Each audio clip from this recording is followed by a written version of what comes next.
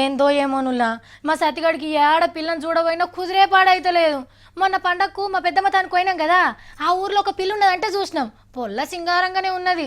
ఈనాడు మా మావోడు కూడా ఇంత సంపాదిస్తున్నాడు కాబట్టి ఏం కాదు పోపే ఇయ్యచ్చు అనుకున్నాం.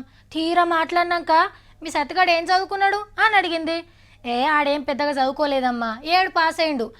కానీ లోకం ముచ్చట తెలిసినోడు, మంచోడన్నా.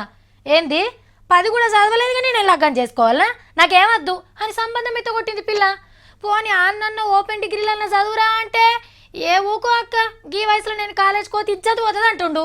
మావన్ కంటే పెద్ద పెద్దోళ్ళే పరీక్షలు రాస్తుండ్రు.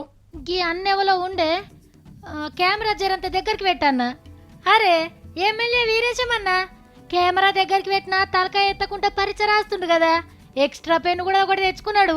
రాత్రంతా బాగానే చదివిండో బట్టి పట్టిండో కానీ ఆపకుండా రాస్తూనే ఉన్నాడు. ఏమంటలేమన్నా, రాసుకో రాసుకో. గీ సారేందో వీరేశమన్న పక్కపక్కకే తిరుగుతాండు. ఎమ్మెల్యే సార్ అని నువ్వేం చెప్పాల్సిన అవసరం లేదు, సార్ మొత్తం చదువుకొని వచ్చిండు. వీరేశమన్న అప్పట్లో చదువుకోలేదట.